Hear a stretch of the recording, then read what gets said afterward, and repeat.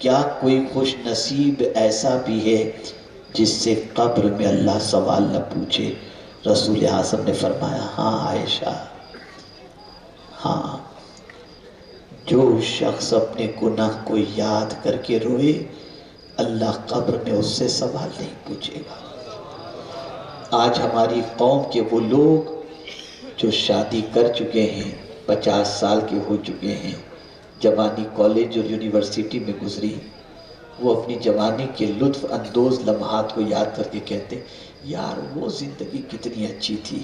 اپنے گناہوں کی زندگی کو یاد کر کے خوش ہونے والا اللہ کی بارگاہ کے اندر بہت زیادہ سزا کا مستحق ہے۔ گناہ کر کے اگر آدمی روئے کہ مجھ سے یہ غلطی کیسے ہو گئی، میرے دامن پر گناہ کا دھبا کیسے لگ گیا، اے اللہ تجھے مجھے معاف فرما دے، میری غلطیوں کو درگزر فرما دے، آئندہ مجھے گناہ سے بچنے کی توفیق عطا فرما، اور شرمندگی محسوس کرے پاسٹ کے گناہوں کو یاد کر کے، رسول اعظم صلی اللہ علیہ وسلم فرماتے ہیں اللہ قبر میں اس سے سوال نہیں پوچھے گا۔ اور قبر کے سوال کے حوالے سے بتا دوں، حضرت عثمان غنی رضی اللہ تعالیٰ عنہ کے سامنے جنت اور جہنم کا تذکرہ کیا جاتا تو آپ روتے نہیں تھے، جہنم کا تذکرہ کیا جاتا آپ روتے نہیں تھے، لیکن جب قبر کا تذکرہ کیا جاتا تو روتے تھے۔ کسی نے پوچھا امیر المؤمنین کیا بات ہے، جہنم کے تذکرے سے آپ نہیں روتے اور قبر کے تذکرے سے روتے ہیں؟ تو جواب میں ارشاد فرماتے میں نے میرے آقا صلی اللہ علیہ وسلم سے سنا ہے، رسول اعظم صلی اللہ علیہ وسلم نے فرمایا جس کا قبر کا مرحلہ آسان ہو گیا نا اس کا حشر کا مرحلہ بھی آسان ہو جائے گا۔ تو میں ڈرتا ہوں کہ پتہ نہیں قبر کا معاملہ کیا ہوگا۔ سوچو،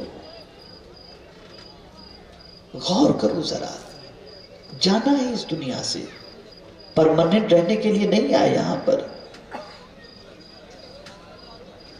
ایک نہ ایک دن جانا ہے، جانے کا وقت کسی کو نہیں معلوم۔ اذا جاء اجلهم لا يستاخرون ساعة وساعة ولا يستقدمون لكل امة اجل۔ اور پھر یہ بھی نہیں فرمایا گیا کہاں تم مرو گے کوئی نہیں جانتا، وما تدری نفس بأي ارض تموت، کس زمین پر کون مرے گا نہیں جانتا۔ کیا تیاری ہے ہمارے پاس؟ یہاں کی لائف ٹیمپرری ہے، وہاں کی لائف پرماننٹ ہے۔ مجھے یاد ہے اللہ اکبر، ایک شخص نے بڑا خوبصورت بنگلو بنایا، بہت اچھے کرٹن، بہت اچھا فرنیچر، سب کچھ اس نے سجایا، سب کی دعوت کی، نئے بنگلو کے افتتاح کے موقع پر لوگ آئے، بنگلو کو دیکھا اور دیکھنے کے بعد سب نے تعریف کے پھول باندھ دیے، کتنا خوبصورت ہے، کیا کلر ہے، کیا ڈیکوریشن ہے۔ اس نے سوچا کہ چلو حضرت سید قاسم اشرف صاحب مدظ اللہ العالی جیسے کوئی بزرگ اس قریب کے علاقے میں رہتے تھے، سوچا چلو حضرت کے بھی قدم پڑ جائیں تو کیا کہنا۔ اس علاقے کے بزرگ کو اس نے مدعو کیا، حضرت اس کے گھر تشریف لے گئے، دیکھا، ایک نظر گھمائی اور اس کے بعد جانے لگے۔ مکان والے نے کہا حضور میرا گھر اچھا نہیں لگا۔ فرمایا بیٹا گھر کی بات چھوڑو، بس ایک بات میں تمہیں بتا دوں، اس گھر میں رہنے والا زندہ نہیں رہے گا، مر جائے گا۔ پڑھا لکھا آدمی تھا، سلجھا ہوا آدمی تھا، تو اس سلجھے ہوئے آدمی نے حضرت سے کہا کہ حضرت بنگلے میں رہنے والا ہو یا فلیٹ میں رہنے والا ہو یا جھونپڑے میں رہنے والا ہو، کسی بھی گھر میں جو رہنے والا ہے سب مرنے والے ہیں، کوئی پرماننٹ تو رہنے والا نہیں۔ یہ تو ضروری نہیں ہے کہ بنگلے والے ہی مریں گے، جھونپڑے والے بھی مریں گے۔ کیا حضرت کوئی گھر ایسا بھی ہے جہاں رہنے والا نہ مرے؟ ہے کوئی ایسا گھر؟ کہا بیٹا اسی لیے تو میں نے تجھ سے کہا تھا کہ اس گھر میں رہنے والے مر جائیں گے، تاکہ تم مجھ سے یہ سوال کر اور میں تجھے اس گھر کا پتہ بتا دوں جہاں رہنے والا کبھی مرے گا نہیں۔ اور پھر قرآن کی آیت آپ نے تلاوت فرمائی وَأَنَّ الدَّارَ الْآخِرَةَ لَهِيَ الْحَيَوَانُ، آخرت کا گھر وہ گھر ہے جہاں انسان ہمیشہ زندہ رہے گا۔ کیا تیاری ہے اس گھر کے لیے ہمارے پاس؟ پاپ، زنا، ڈرگز، شراب، بدکرداری، یہ سارے کام جانتے ہو ان کاموں کا عذاب کتنا سخت ہے؟ کتنے سخت عذاب کے اندر اللہ گرفتار فرمائے گا. ایک سر کا درد برداشت نہیں ہوتا، ایک چھوٹی سی پھوڑی ہو جائے تو طبیعت بگڑ جاتی ہے، کان میں کچرا چلا جائے تو دماغ خراب ہو جاتا ہے، مچھر کاٹ لے تو ملیریا ہو جاتا ہے. کیسے برداشت کر پائیں گے وہاں کے عذاب کو؟ پھر کس بیس پر گناہ کر رہے ہیں؟ کس بیس پر؟ جواب دینا پڑے گا ایک ایک لمحے کا، حساب دینا پڑے گا ایک ایک کام کا. کمایا کہاں سے وہ بھی بتانا پڑے گا، خرچ کہاں کیا وہ بھی بتانا پڑے گا، عمر کس کام میں گزاری یہ بھی بتانا پڑے گا، جوانی کس کام میں گزاری یہ بھی بتانا پڑے گا. یہ ساری چیزوں کا حساب ایک دن اللہ کو دینا ہے.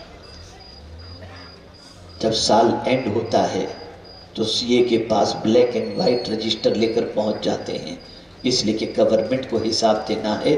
اور اگر ای ڈی کی ریڈ پر جائے تو حالت خراب ہو جاتی ہے کہ کیا ہوگا. یہاں تو رشوت دے کر سمجھا بجھا کر سورس لگا کر بچ جاؤ گے، وہاں کوئی بچنے کے امکانات نہیں، کوئی چانس نہیں، کوئی سنوائی نہیں. کبھی انسان ایسی کنٹری میں جا کے گناہ کرتا ہے جہاں کوئی پہچاننے والا نہ ہو. بہت سارے ہمارے اسٹوڈنٹس ہیں، آسٹریلیا پڑھنے جاتے ہیں، کینیڈا پڑھنے جاتے ہیں، یو ایس پڑھنے جاتے ہیں، یو کے پڑھنے جاتے ہیں، کوئی ریلیٹیوز نہیں، ہر برائی کر کے اپنی زندگی کو عیش موج کی گزار لیتے ہیں. بہت سارے کوٹا میں ایسے بچے بھی ہیں جو ملک کے مختلف علاقوں سے یہاں پڑھنے کے لیے آئے، یہاں کوئی رشتہ دار نہیں، کر رہے ہیں گناہ. لیکن قرآن نے واضح طور پہ فرما دیا،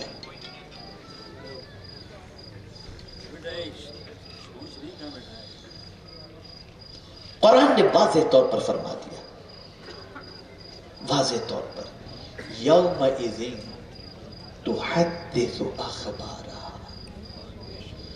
قیامت کے دن زمین جو کچھ تم اس پر کر رہے ہو نا اس کے بارے میں زمین بولے گی. زمین کو اللہ بولنے کی قوت عطا فرمائے گا.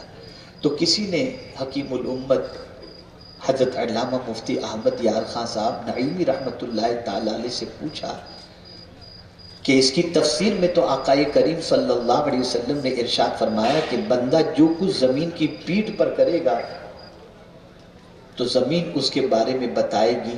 تو اب زمین کی پیٹھ پر تو آسمان پر کوئی کرے تو آسمان پر کوئی کرے، ہوائی جہاز کے اندر آدمی کوئی پاپ کرے تو. بڑی پیاری بات آپ نے ارشاد فرمائی. فرماتے ہیں پیٹھ جب کہا گیا تو پیٹھ سے لے کر اوپر تک سب زمین ہی کا حصہ کہا جائے گا. جس طریقے سے جس زمین پر مسجد بنائی گئی نیچے سے لے کر اوپر تک سب مسجد ہی مسجد ہے. تو جہاں بھی جا کے تم گناہ کرو گواہی دے گی. اب کہاں جا کے گناہ کرو گے، کہاں جا کے پاپ کرو گے؟ زمین بولے گی. اور اگر کوئی یہ سوچے زمین کو بولنے کی قوت کیسے ملے گی، ارے خدا کے بندو زمین اللہ کے حکم کی پابند ہے. اللہ جس کو چاہے بولنے کی قوت عطا کر دے.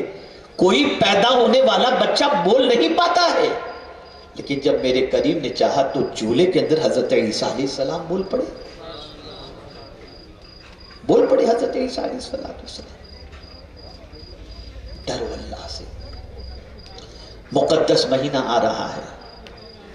وہ لوگ جو ماہ مقدس کے اندر گناہ کرتے ہیں، ماہ رمضان کا احترام نہیں کرتے اور ماہ رمضان کی راتوں کے اندر کیرم کھیلتے ہیں، کرکٹ کھیلتے ہیں، پیچھے بیٹ کھیلتے، بیڈمنٹن کھیلتے، پتہ نہیں کیا کیا کرتے ہیں.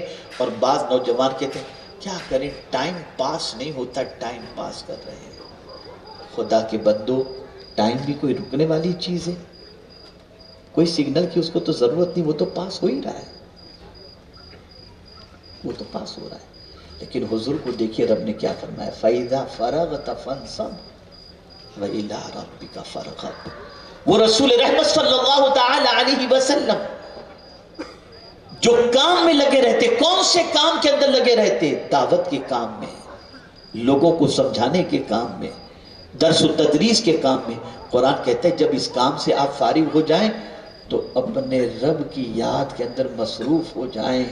پتہ چلا جب تمہارے پاس ایکسٹرا ٹائم ہو تو گناہوں میں یا فضول کاموں میں نہیں، اللہ کی یاد میں لگ جاؤ، اللہ کے ذکر میں لگ جاؤ، اللہ کی فرما برداری میں لگ جاؤ. میرے پیارے آقا صلی اللہ علیہ وسلم کے پیارے دیوانوں، اب